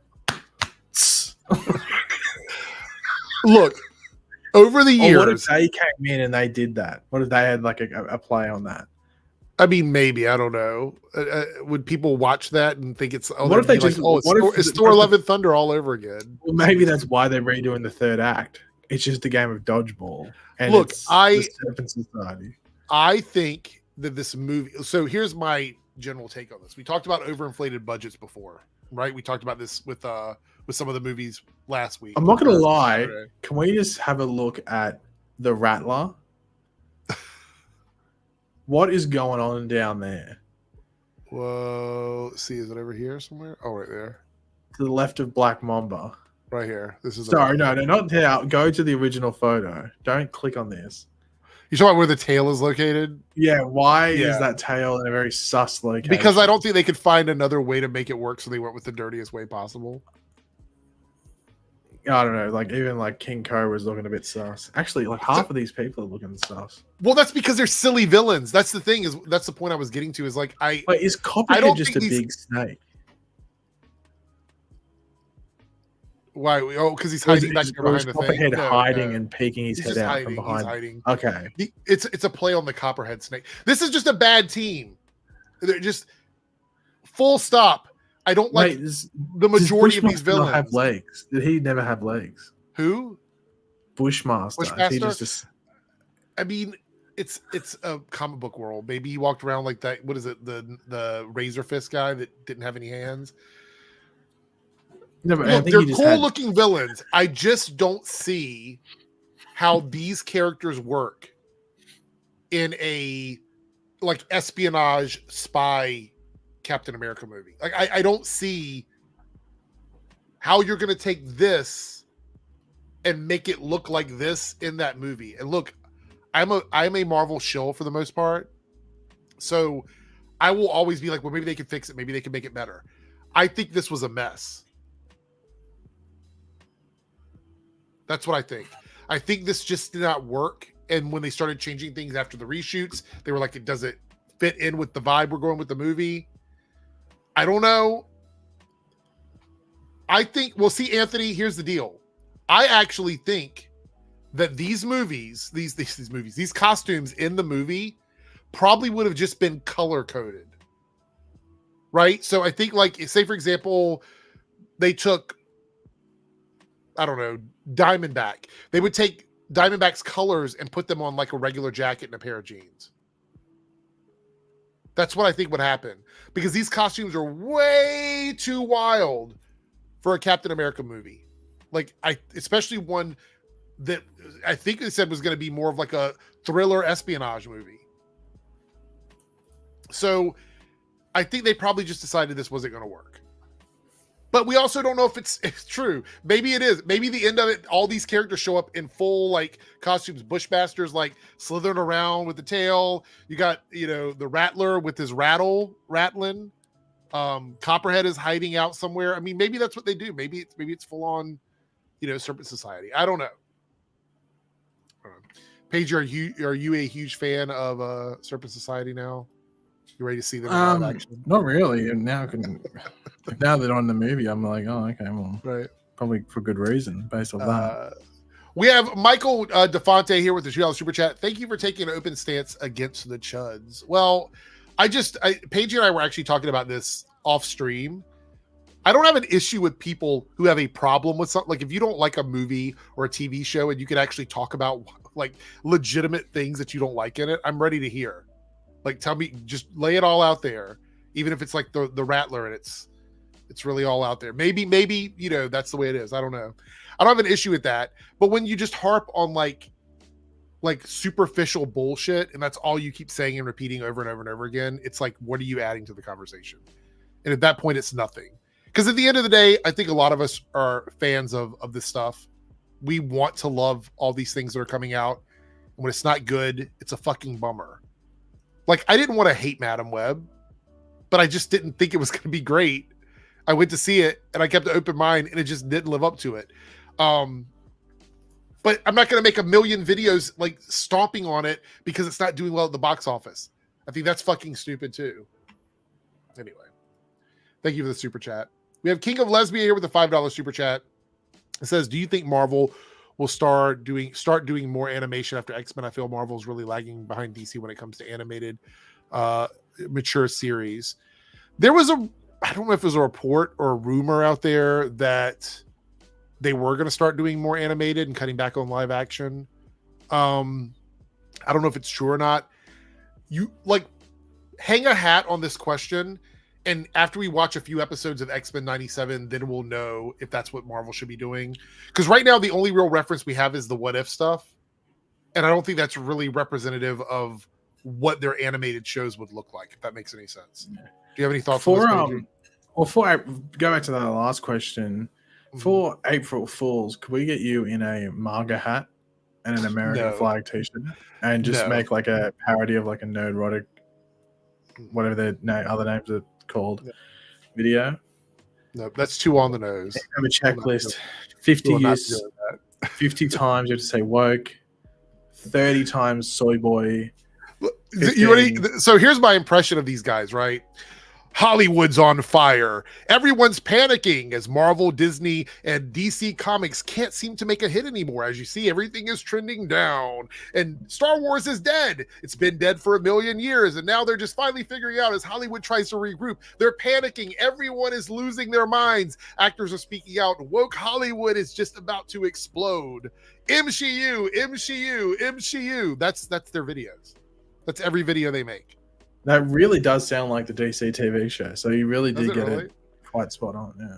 That's every video they make, pretty much. And that's adding nothing to the conversation. It's not adding any sort of solution to any problem. It's not presenting any real issues with content. It's literally like the most superficial, dumb shit ever. And the reason why they do it is because people click on it. That's why. Like YouTube promotes it and they click on it. That's why. And they have a bunch of people willing to spend money on them saying dumb stuff. Like, so anyway, let's talk about this bit of news here. So a female-led White Tiger show is in the works at Marvel Studios, while Daredevil Born Again will have a male version of the character. This is also from Daniel RPK. Okay. I mean, okay, I'm going to ask, we've got almost 80 people in here. How many people are massive fans of White Tiger? And I want you to be serious. This is serious business. How many people are massive fans of White Tiger? I'm throwing out a net, seeing what I'm going to catch here. Paigey, your thoughts on this? I mean, never heard of the character from memory. So there's your answer. There's your answer. I have a theory. Okay. You ready for it? Are you ready for this theory? Yeah. I think that Disney Plus is going to invest a lot in street level superheroes because the Netflix shows work so well. That's what I think. And if this show will bring back Daughters of the Dragon or Luke Cage, anything like that, I'm totally down. Iron Fist, I don't know. Do we want Iron Fist back? Do we want Finn Jones' loved return? Iron Fist. I thought the second season was okay. I did not like the first season. I liked the way the season was going. Look, spoiler alert for the end of the second season of Iron Fist. I like the idea that he had to re-earn the ability to be the Iron Fist. I love the idea that Colleen and Misty were going to have their own little adventures. I thought all of that was really fucking cool. So I would have loved to have seen like a season 3. Season 1 was not good. I thought Danny Rand also worked better with Luke Cage. I would have loved to see like a Heroes for Hire situation. I think that would have been fun. So that's my take on it. But I think White Tiger, look, this is probably going to be fine. If they decide to do this, I think it'll be solid. I don't know a lot about the character, so this is not me shitting on the character. I was just very curious if people were big fans of White Tiger. But I'm excited for the idea that Disney Plus may be reinvesting in some street level stories so we can hang out in a big city and deal with some shady people running around doing shady stuff. I think that's kind of cool. That's exciting. Maybe that's a good lesson for them to learn. So far, so good with Daredevil. I think a lot of people are excited about Daredevil. So in terms of like TV stuff, though, do you think DC should be heading in this direction, like coming back to the table with some shows that focus on lesser known characters and sort of bring them out and put them back on TV? Do you think they should be doing that, or are you really just ready to see what they're going to do with the movies? I'm just curious. I mean, well, yeah, I don't see them doing any sort of like disconnected individual TV shows like Elseworld style and stuff, at least for a while. At least for like not 5 years or something. They'd probably want to get started. I'm just intrigued to see if like this whole grand plan works, because as James Gunn said, it's the biggest interconnected storyline across movies, TV, and video games, as he said. Right. So I'm intrigued to see how that works. I don't think it's going to work. I think that he'll make good movies. Why do I say it like that? I think he'll make good. I sound like a goddamn cow. Movies. I think he'll make good movies and produce good movies and probably produce some decent TV shows. Though I just struggle to see how like the 8 episode, the 10 episode thing will work across the line with every character, because we've seen Marvel struggle quite heavily with it. I just don't know if it's going to work consistently throughout it, but I think it'll be fine to, if anything, it's probably very, very good for the person who doesn't watch everything. Right. So you could watch Superman, you could not watch Creature Commandos, then you could not watch Waller, but then you could watch Lanterns, and then you could watch Supergirl, but you could be skipping like 1 or 2 things here and there, and it'd still be in the loop with it all. While Marvel, at least before, you sort of had to watch everything for the most part. Now, because they've been a bit disconnected, and that's been intentional, of course, because now they're going to start building it up. I mean, you didn't have to watch everything. So let's read some of the super chats here, and then we're going to talk about this Kang thing with Dr. Doom. So King of Lesbia here with a $2 super chat. I missed the 90s Marvel cartoon. Loved Hulk's vibes. I think we talked about this a little bit before about cartoons that Marvel has done. I think X-Men Evolution was one that people threw around a lot. The Spider-Man animated one was also really popular. I think there was like a Fantastic Four. Maybe I'm completely misremembering. I think there was like a Fantastic Four one as well. Yeah, I remember that cartoon because, I remember that. So yeah, Michael here with a $5 super chat. I only heard of White Tiger in the last year. I believe they are George Perez created character. I know White Tiger is like a mantle. I think it's a, correct me if I'm wrong here, because I've only known the old school one, but I think it's a mantle passed around like Black, well, not like Black Panther in that way, but like it's not a one person, it's a lineage of characters. I'm probably going to go, if this is for real, like if there is going to be a White Tiger show, I will probably look up some sort of like list of the best White Tiger stories to read. Matter of fact, in the chat, if anybody does know anything about White Tiger, if you can suggest any particular runs that I should be reading, I would love to check that out just in case. And then Michael here again with another $5 super chat. I was hoping Colleen Wing would become the new Iron Fist. That's what I was hoping too. So my thoughts for the 3rd season of Iron Fist would have been Danny Rand going around and challenging, doing the books, trying to get his powers back by challenging people to get the powers of the Iron Fist, so that he could also have powers as well as Colleen have powers, because I loved Colleen's Daughter of the Dragon storyline with Misty. I think that would have been fun for another season. There was a lot of possibilities for where the show could go that I think would have worked, and unfortunately got canceled because of the whole Netflix thing. But I think Marvel could totally bring that back now, and I think a lot of people would respond pretty well to that. In fact, did you watch... I'm asking this seriously because I know you probably going to troll with this answer, but did you watch the Iron Fist seasons, both 1 and 2, or no? Here we go. No, I think I watched half of season 1 and then half of season 2 or something. So you didn't finish either season. So you didn't troll. That's good. Comment here from Comic Nation Gaming. Is anyone concerned with how Ironheart as a whole has vanished? Like, is that show even still coming? So Cody's probably in the chat. I always refer to Cody for this because he's got like an ironclad memory for this stuff. I believe Ironheart is done. Like the show is done, but it's been pushed back again. Again, we got so much news from Marvel coming out. So I think the show is done filming. It's just getting pushed back again till after Captain America. I think that's what's happening. Not totally sure. Let's see. King of Lesbia with the $2 super chat. Any chance of Jessica Jones returning? Well, we spoke about this about a month ago. Kristen Ritter actually shared like a picture, I think, from the show, which insinuated that maybe she was in talks to come back. But I think if Jessica Jones comes back, I think it might be as a guest character. I don't think they'd revitalize the whole show because the show sort of ended. Not saying they couldn't continue, but there's like those 3 seasons, like it's got a beginning and an end. So I don't know if I'd want it to come back, but it is quite possible she could return. So, okay. So Cody says, yes, September of 25. So that's it. Cody is the MVP. You're like a walking, like comic book news encyclopedia for dates. So awesome.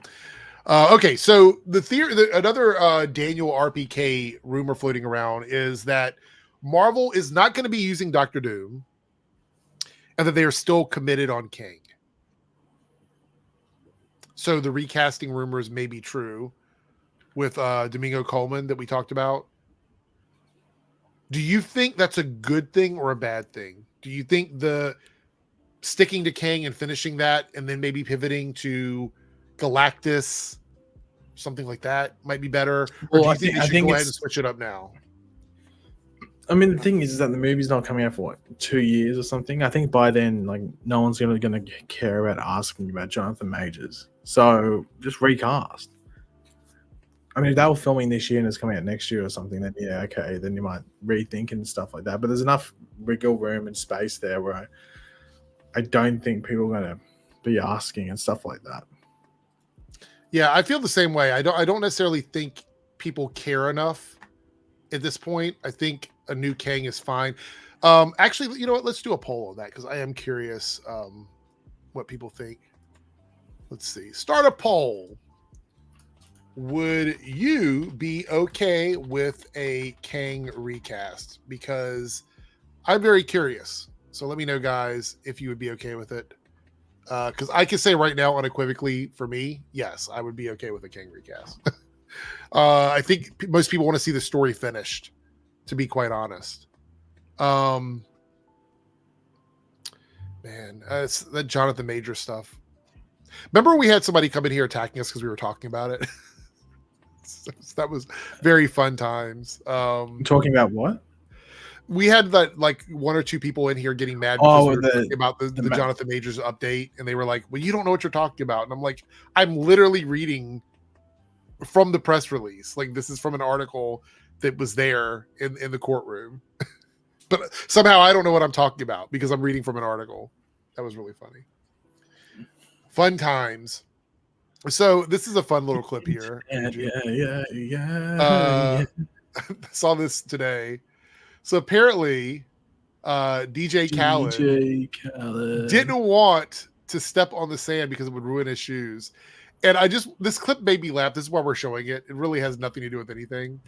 But this is a grown man who has a lot of money, and he's so upset about his shoes. This is the clip. Let's see what happens here. I don't want to get my Jordans dirty. Can I get everybody to help me? Please, everybody help me. Get on the side. Thank you, brother. I appreciate it. You want to get in the back? Can't mess up the chase. I'm performing live right now. Pagey, thoughts? To be honest, this would be something you would do. You'd have some stupid pink DJ boots Khaled. You have some pink boots or something like that. Another with, like, one. Gold encrusted. Another one. Yeah. This is hype beast shit right here. You know what I mean? Like, shouldn't he have another pair of shoes with him to wear on stage? He's literally wearing the same shoes. Like, come on. You got money. You bring another box. A fresh pair. A fresh is Eric's related. That's all I'm saying. Is Eric's related. Something you would do.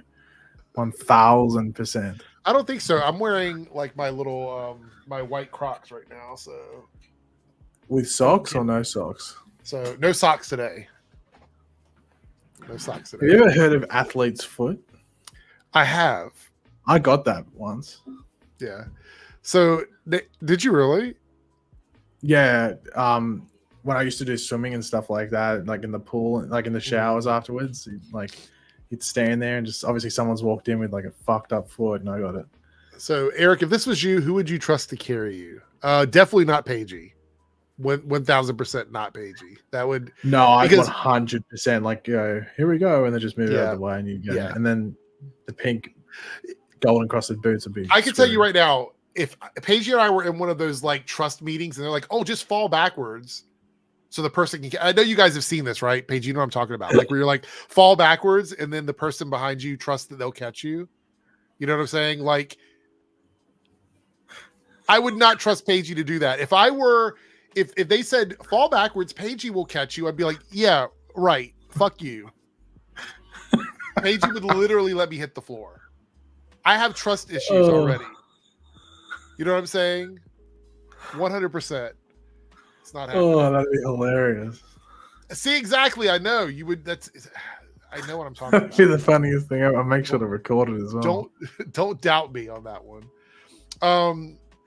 Anyway, see what the chat says with the poll here. In the poll. All right, so we have what's the percentage here? Is it going to show up? Did it just go away? Oh, there it goes.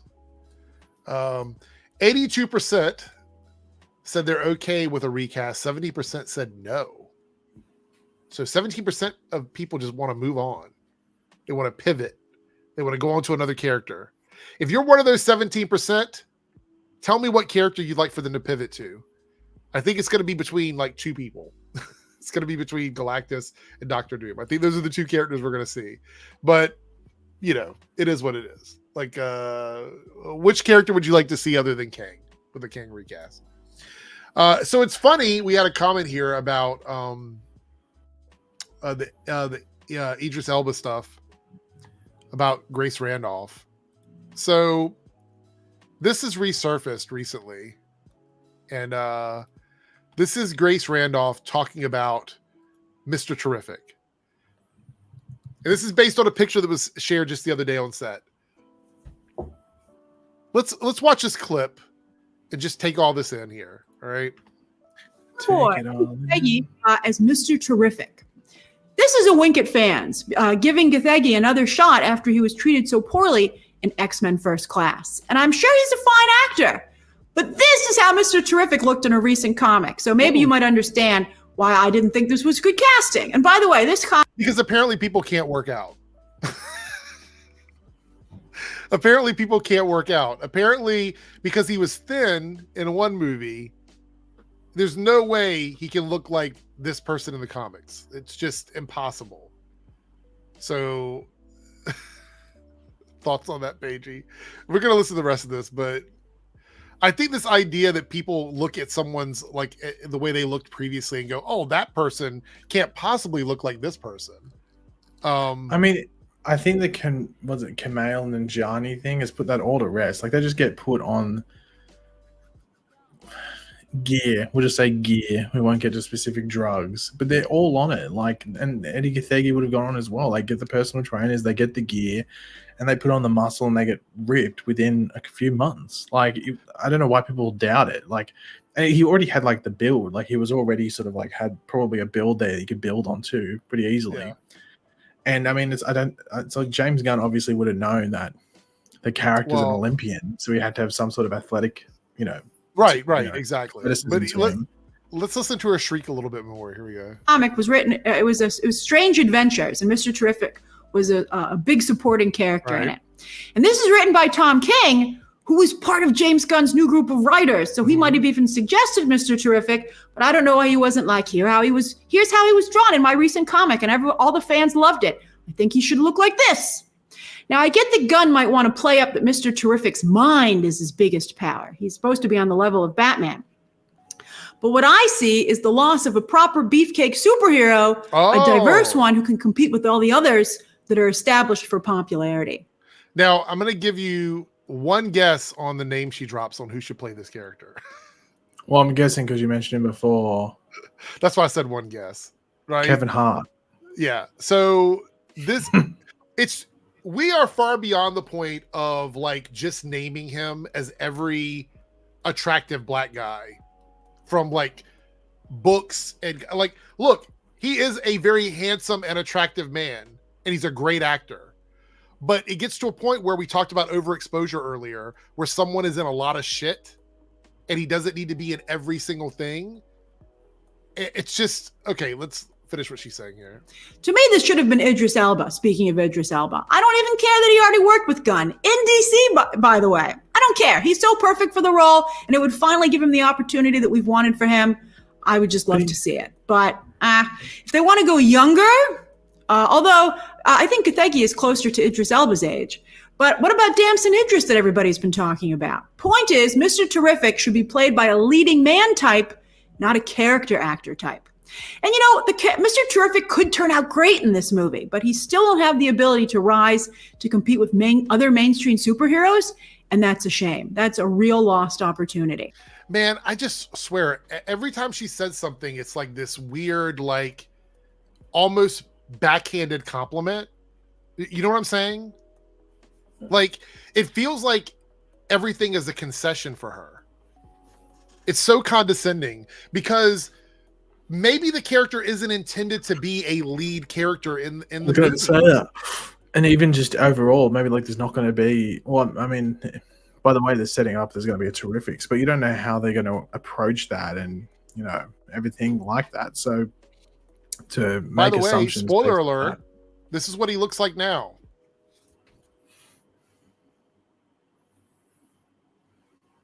Wow, it's amazing. You can go to the gym and work out and actually look injections. Right, and look like the character from the surprise, who would have thought? Are we not going to mention that your favorite character of Javelin is right there in the forefront I see as him. well? Yeah, he's right there in the front. I see him. Maybe he's coming back. I don't know. First of all, like, I just think it's so weird. And if you're a fan of Grace Randolph, you're a better person than I could be, because I cannot with that most of the time with her attitude and stuff. But I just think it's this. Oh, by the way, thing can I ask, where is yeah, Grace Randolph from? Like, does she have a specific? She's from voice? New York, as far as I know. Is she from New York? Okay, I wasn't too sure. Let me double check. Like a Let me specific... see. Well, I mean, she might not have grown up there, but let me see. I was just wondering if she has like a specific regional accent. I thought someone might know. It says New York. Okay. As far as yeah. I'm walking here. I think it's really so. There's a couple things that we should just collectively stop doing moving forward. Is assuming that an actor can't look the part because of something like, I don't know, working out, or dyeing their hair color, or wearing a wig, or all kinds of other things they can do to make it work. That just seems really reductive at this point. The other thing is, stop saying the same 5 people for every role. Like, we can't have, like, she keeps saying leading man as if there's only like 1 or 2 people that need to be in those positions. The whole point of what James Gunn is doing, at least from what I can tell with a lot of these castings, is to give an opportunity to other people that probably could be those lead actors, that could run a franchise. And of course it's a risk, but you can't just cast the same people over and over again. Look at what happens when he's done that already. Could you imagine if every single character was someone that's worked with James Gunn? Could you imagine the backlash he would get? Look what's already happening to him. Could you imagine if that were what he did, like with every character? I can only imagine what the reaction would be for that. Drama. I just think it's wild. Absolutely wild. All right, we have some super chats here, and then we got a couple more things. South Texas Shark with a $2 super chat and a Team Airrick member. 1 month in a Florida swamp or Australian outback. Okay, because we both have our own point of reference here, since you picked, Australia and United States. The Florida swamp is dangerous. It is. But I mean, it's more survivable. The Australian outback, at least in parts of it, you just die, right? Are there places out there where it's just, there's no water, it's completely dry, there's deadly fucking insects and animals, all of them kill you, correct? Well, yeah. This ain't Alice Springs. Well, I mean, you got like what, alligators, and is that it? Like, is that piranhas there? Well, I mean, there are dangerous spiders and snakes and things like that. But there are people that live like in the swamps in Florida, and I mean, I think it's possible. Maybe it's just maybe I'm being anti-Australian here, but I think the outback might be harder to live in. Maybe that's just me like not understanding. But big thing, especially in the outback, especially if you're in the middle, is that it's hot during the day and it gets below freezing at night. Right. See, I'm not trying to do that. The swamps are probably humid, but the swings aren't like that, I don't think. And then you have things like I mean, like the taipan out there, like one of the world's deadliest snakes, where you're gone if it bites you. And if it wants to bite you, it's going to bite you. And I know that it's really far from the coastline, but I bet you it's got the blue ring octopus in the middle of the outbacks. And I'm not just flying in the air. Yeah, just it's just like something got caught in the drift or something, caught in the breeze. Ah, it's on my face. We're not even in Sydney. And the Sydney, what is it? The Sydney orb weaver, no trapdoor spider, funnel web. Funnel web. That's it. Look, Google YouTube Sydney funnel web and show a video of that motherfucker.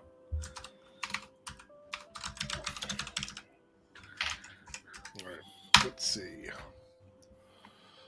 Trying to find a good one. Here's a little 21-second video. Looks like it was shot on a fucking, what is the 480? When was this video filmed? 13 years ago. No, we're not doing that one. We're not doing that one. All right, let me see. We'll all right, here we go. This is a good one. Hopefully it doesn't get claimed. If it does, you'll be able to watch it on the Team Airrick side. This is spider warning. Spider warning. If anybody's, allergic to Madam Web, turn away now. It says the Australian funnel web spider. Here we go.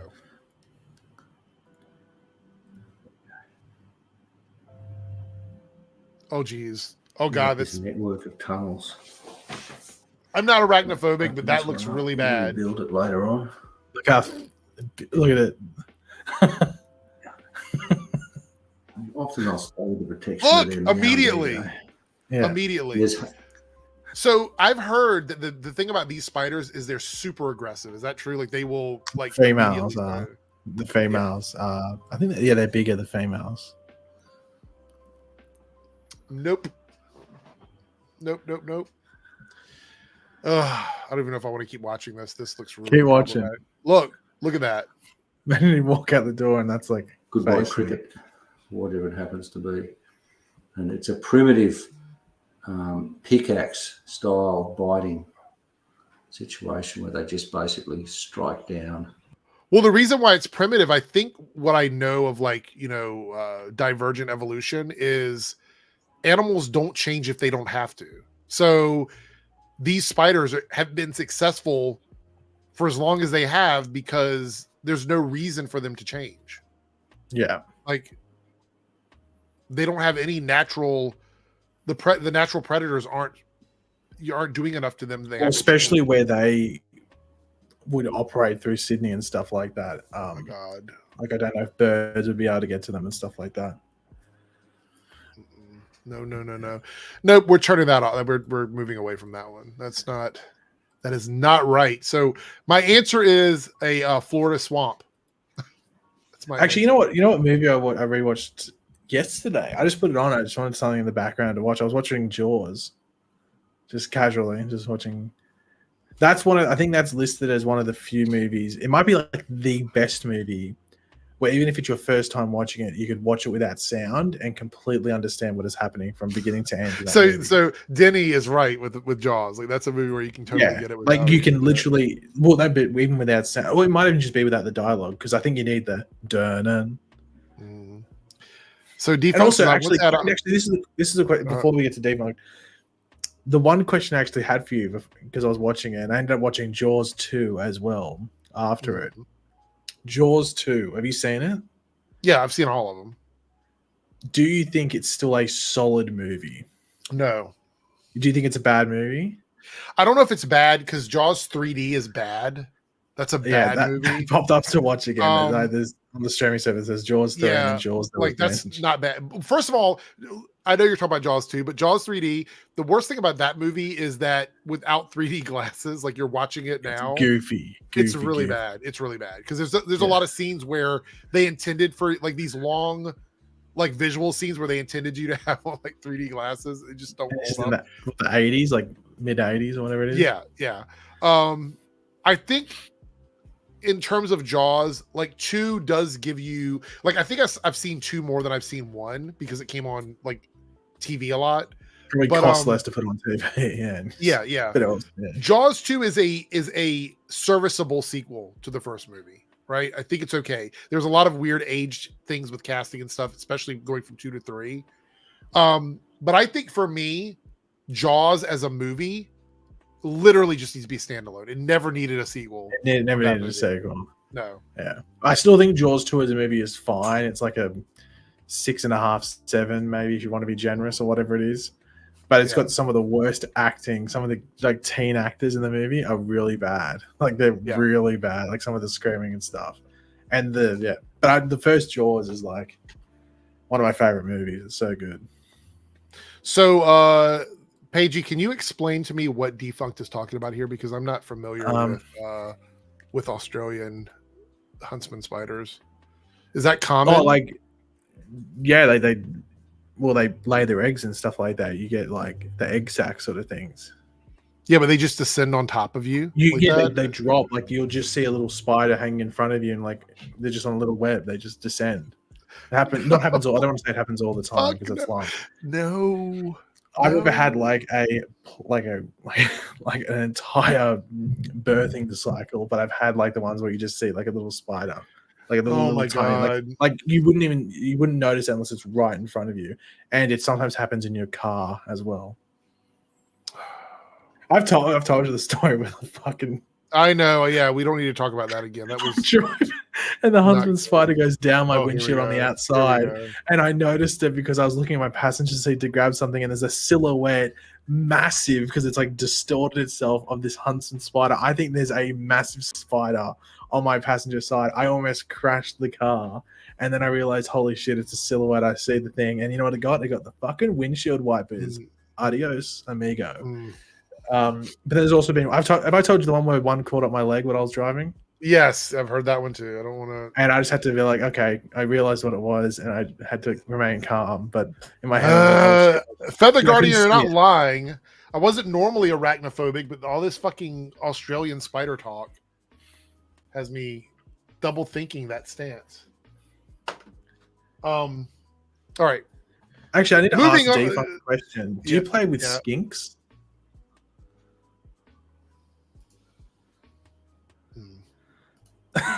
All right. Do you know what a skink is? It's like a little lizard, right? Yeah, like the blue tongue lizard is a type of skink, but like you're like the little ones, and they always crawl everywhere. And I pick them up and play with them, and then I move them out of the sun, and so they can chill out. Cody with the $5 super chat here says, someone brought it up to me that using the Terrifics is pointless now because they're only ever used when Marvel can't use the F4. Really? Well, I think we talked about this when I was thinking, it's like, okay, they're doing the Terrifics, it's fine, but as soon as Marvel does Fantastic Four, it's pointless doing a Terrifics movie because it's literally just DC's Fantastic Four. Yeah. Wait, so do you think they're not going to get it out in time? Like they're going to... I think if they had a Terrifics movie, they might wait and see if Fantastic Four is good. Mm-hmm. If Fantastic Four is like mid, they might go ahead with Terrifics and try and outdo it, but if Fantastic Four is well received and successful, they might just not bother with Terrifics. Also, it's like hard to sell that, I think, is like I don't know if it's necessarily that profitable, like that big of a thing, unless like everyone loves the characters when they're used in Legacy. Yeah. All right, so let's watch a clip. We have a small clip here from Rachel Brosnahan, and it's just a little interview from Variety where she's talking about Lois Lane, and I thought this would be kind of a cool clip to wrap up our like superhero movie talk, and then we're gonna watch the trailer for this Boy Kills World thing. So let's see what this clip has to say. What is it about this Lois that made her right for you? What is it that you kind of want to put out there into the world with her? What was it about her that made you be like, yeah, I got to do this? Well, I grew up on the Donner Superman movies with Chris Reeve and Mark Kidder, and I have always loved Lois Lane. She's smart and ambitious and can be funny, and she knows that she's the smartest person in the room more often than not. And I've always loved this character. So when the opportunity came around, I'm such a fan of James Gunn's From Afar, and we're still finding these characters. We haven't started shooting yet, so I'm excited to share the movie with everyone, and you'll meet the final version of them. So also I want to point out a couple things here. One is in another interview, she said she's already seen the suit. She said it looks amazing. So that's kind of cool. People are already getting mad that she says that Lois knows that she's almost always the smartest person in the room. How do you get mad about that? I mean, isn't that her thing? A lot of the people are mad because they're like, oh, so they're trying to say that she's the smartest character in the movie and that she's going to outshine Superman. How do you get mad at that? Lois Lane is one of the smartest characters that we know in DC. Like, not in the sense of like building machines and doing all this other stuff, but she's a very smart reporter, investigator. Smart. She's a very smart character. So what's wrong with that being an appealing thing for Rachel to like? The more I hear her talk, the more I realize she was the perfect casting for. What do they do? They wanted to be like a ditzy bimbo or something like that, like, or like a, what do they call it? What's the thing? In distress, whatever they call it. Yeah, damsel in distress character. Yes. Damsel in distress. I couldn't remember the word. What do they want from her? What do they want the character to be?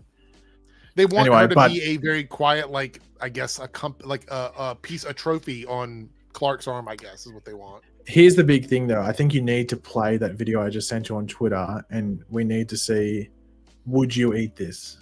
I think I would, or at least I'd very much enjoy the process, regardless of taste. Oh my God. Okay, we'll watch that in a second. But I'm not going to watch it. I want to react to it, so I'm not going to click play. Yeah. I see something that looks really disgusting. So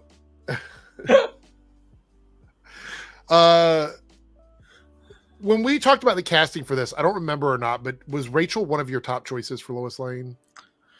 Well, when they released the name, she was the best at it. But to be fair, I don't think a lot of the names were good. But I think she fits it. I think, especially when you look like Marvelous Mrs. Maisel and stuff like that. Like, I don't even within Hollywood whether she was the best choice, but probably in regards to like the pool that they were looking. Because if you really look at the Superman Legacy castings, none of them are massive. Like they done some like she's probably arguably the biggest in regards to accomplishments, I guess, because she's like a Marvelous Mrs. Maisel, like she won like awards for it and stuff like that. Yeah. But I think she was the best pick out of the pool that they had there, like by far. I think she was the obvious choice. I think both Superman and Lois, they picked the two clear best options for both. So I have no complaints about it. I think she'll, at least from the outside looking in, I think she'll be very good in the role. This is a hot take, and I want the chat to chime in on this as well. Have we reached a point when it comes to like superheroes that people don't necessarily have to be massive fans of the comics to love the characters? Do you mean the person playing them or the person watching them? Yeah, well, I mean specifically like actors, because like she referenced like growing up with like the original Superman movies, right? And seeing that version of Lois Lane. And there's been several live action and animated versions of Lois Lane over the years that I think exemplify the character from the comics.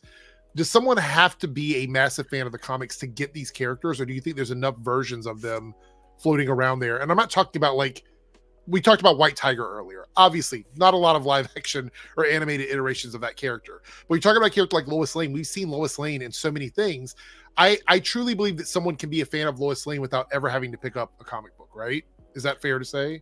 Yeah, but they're like ingrained in pop culture, like Superman and Lois Lane and Batman, Joker, and all that. They're ingrained in pop culture where you know them without even needing to know them, if that makes sense. But I mean, I don't think you have to be a fan and stuff like that. I think you just have to be open to, if the role requires it, to look into the character and, but that's up to the director. Like that's the director's job. It's like, hey, you need to, I think, if we're not filming for another 3 months, how about you spend that time, not every single minute of every single day, but if you want to do some research, here's some books. And that's what they do. Like, especially if you're a lead, like if you're Superman, if you're Lois Lane, if you're Batman, if you're Booster Gold or whatever it is, read some of the source material, at least you can understand how the character says things. Even if it comes down to like, if you're playing a comedic character and ad-libbing, like what would that character say? So yeah, so it's a bit of both, but I think the overall answer is no heading into it. But if like the option to learn is there, then you should take that option. Especially because I always think back, like, so I started reading comics in the 70s.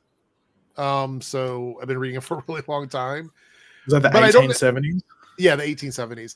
But I don't necessarily think that if someone started reading comics in, say, the 90s, that makes them less of a comic book fan than me, if that makes any sense. Like, if someone started reading in the 90s or somebody started reading in 2010, whatever, I don't think that makes them any less of a fan than me. And I may know more about, like, the older stuff, but I don't always know everything about the newer stuff either. So I think it's just, like, different periods of time where people were engaged in something. So for me, if someone is cast in a role like she was for Lois Lane, and she has a specific version of Lois Lane that she really likes, it's the same thing as like me going, I like this version of the X-Men from this period versus somebody that might like a newer version of the X-Men.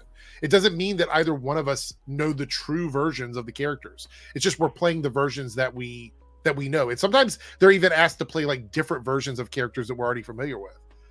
I mean, for a good example is the Green Arrow TV show. You being a massive fan of the comic book Green Arrow, I think that the Green Arrow TV show, at least from what I know, isn't necessarily indicative of every version of Oliver Queen from the comics. You know what I mean? No, but like that's the thing. It's an adaptation. It's using the name, the character, the location, supporting characters, and everything, and telling its own story. And they said from the get-go, it's always going to be a darker tone. So you're not expecting it to be the way he is specifically in the comics. But there's still moments that are from the comics and traits from the comics, like, you know, everything like that. So I think complaining about it is just, it's an adaptation. It's like even with Batman, like, I mean, the Dark Knight is beloved as a movie, but you know, it's very different in certain aspects from what Batman is or what Bruce Wayne is or what Gotham is or whatever it is. You know, they're adaptations. If you want to read the true thing or want to learn that, like, embrace the true story,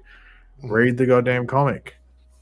Well, King of Lesbia brings up a good point. I see this more and more often now. I saw superhero shows and movies long before I started reading the comics. It's almost like a gateway into the comic books. People see. Well, nowadays, 100%, it'd be shocking if someone read a comic before reading any of them. Unless you were already somebody that was reading comics. I mean, that would. Well, I mean, like, if you're like under 30, probably it'd be very surprising if you hadn't watched Spider-Man or one of the Batman movies or something before you read a comic. Feather says Arrow didn't age well. I haven't gone back and watched the earlier seasons. I don't know if that's true or not, but is there a reason for that? I think it's aged fine. And just to say something racist. The thing about Arrow is if we're talking about the way it looks, it's a street level show in the earlier seasons, so it shouldn't. Yeah, filmed in what, 2012.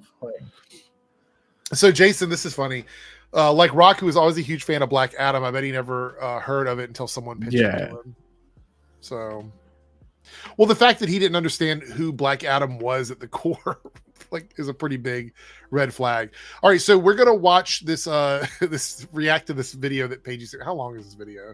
Oh, it's only 17 seconds. We're gonna watch this video that Paigey sent me. And then what question did you ask me? Would you eat it? Would you eat it? So would I eat this? It's a new segment. Would Eric eat this? I guess it's a new segment on the show. I thought the theme song was "Bow Chicka."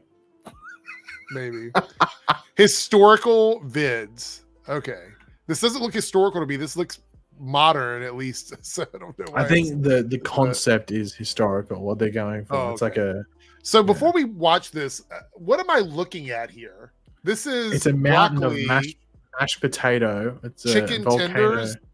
No, dino nuggets. They're dino nuggets. Dino nuggets. So this is like a volcano. The broccoli is the tree. So this is art. This is artistic. Yeah, it's an art piece. Edible art. Okay, and this is gravy coming. Okay, all right. So we're getting to watch this this scene. 17 seconds of my life I'll never get back.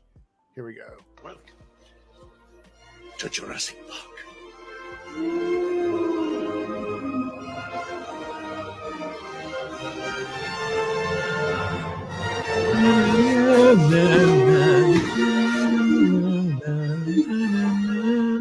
Well, I'm not gonna lie. If someone made that for me, I would be like, "Thank you." One of my favorite things is just mashed potato with gravy and peas. Just I would eat a bowl of mashed potato, gravy, and peas just mixed together. That's like childhood food to me, with either like sausages or like pan cooked chicken, like pan-seared chicken or something. I was gonna like say that. you probably could have warned me there was copyrighted music in that before I even played it. So But that's a that part was of the Would You Eat It experience. yeah. Next week, I beat it by Michael Jackson. Oh yeah, that would be good. Yeah. So would I eat that? I mean, I like the individual elements of it. So Actually, you know what? I don't know if I'd eat it all together. One of my biggest, I hate using this term, but it's probably appropriate. One of my biggest icks, oh God, I felt dirty saying that, is lumpy mashed potato. It's got to be smooth. It's got to be creamy. If you serve mumpy or lumpy mashed potato, get out. Get out of the kitchen. Leave the kitchen. Don't come back. Hang up the chef's hat.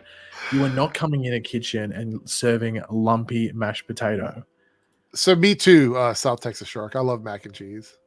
I don't mind mac and cheese, but I'm not a cheese guy, if that makes sense. I don't love cheese. So if you get, I like a mac and cheese that's got like spices and stuff like that, but anything that's like overly cheesy. Yeah, but man, oh no, I want mashed potato, like beef gravy. You did it to yourself because you're the one that sent that over. Thick beef gravy. Oh. Okay. So this movie is Boy Kills World. I guess it came out a couple days ago. I think it's pronounced Boy. I don't know what this is based on. Is it a brand new IP? Chat, fill me in. Is this a brand new IP or is it? No. Here's the thing, Serenity. I like cheese, but not a lot of cheese. So I don't like really cheesy pizza, for example. I like a pepperoni pizza with a suitable amount of cheese. You know, I don't eat, like, I won't really go out of my way to eat like cheesy pizza unless it's like a New York slice or something. But I won't eat. Fetman says it's new. Reed says original. It's a sequel to Boy Meets World. I can see that happening. Actually, I saw a TikTok of a guy eating like a wheel of cheese in his car. Would you do that? Yes, probably. So Renee says I always get extra cheese. What's with Americans and cheese? Do you think your cheese is like fucked?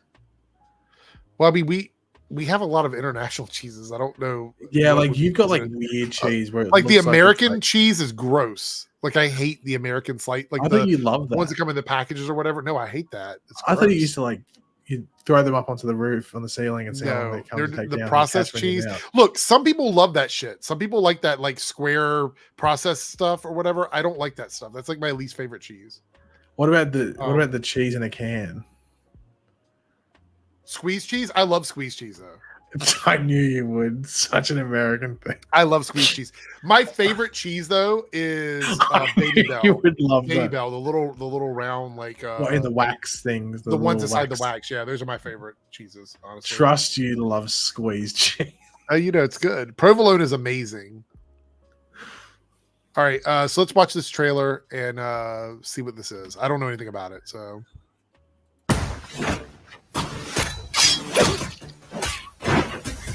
Let's do this. Bad. Is it just me? Sounds like the guy from Bob's Burgers. Yeah, it's really weird. I don't know. Maybe that's part of the story. We'll see. This is how she keeps control. They call it the calling. Is it the guy from Bob's Burgers? Gonna watch and Is it what? What's his name? He was in Flight of the Conchords as well. I can't remember the actor's name, but he played like the landlord in Flight of the Conchords. Yeah. You know what this is giving me? It's giving me very like. Is that the son from The Boys? Is that the Homelander's son? Oh, it might be. I think it is actually. This is giving me very like what is that? Scott Pilgrim meets like I don't know. What's one of those like Sucker movies? Punch vibes? It could be very much like that. Yeah. All right. Tyler Burton, directed by Moritz Moore. What have they directed before? Hold on, let me see. This seems like a movie you just watch on Netflix, to be completely honest, though. I don't know if I'd go to the movie and watch it. Are you serious? I think it looks really good to me. It looks fun, though, but I just don't know if I'd go. Like, it seems like one I'd just watch on Netflix. Let's see. I don't see anything from this director. It might be a directorial debut. It seems like some sort of kick, like it almost seems like Kingsman mixed with like Hunger Games or something, because it looks like this thing's getting televised or something. Let me see.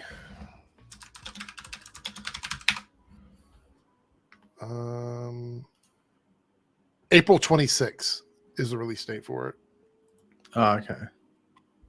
It was screened last year, I guess, at some festivals. Yeah, maybe maybe they were trying to get, maybe it got like just production companies made, and then they were trying to get it picked up by a bigger studio. That seems like it's possible. I think it looks pretty good though. I have an issue. It's got Sam Raimi attached to it, so that's usually a good sign. Anyway, that's where we're going to wrap it up. We are done for the night. We've gone through too many things. We've talked about spiders. We've talked about dinosaurs with gravy. DJ Khaled getting carried from vehicle to vehicle so he doesn't have to dirty up his shoes.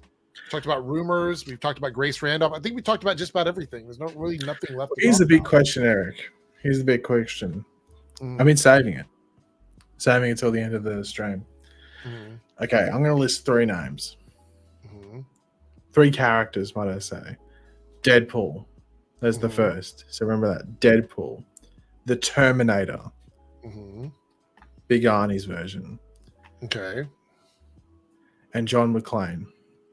Okay. Out of those 3, who wins in Soggy Biscuit?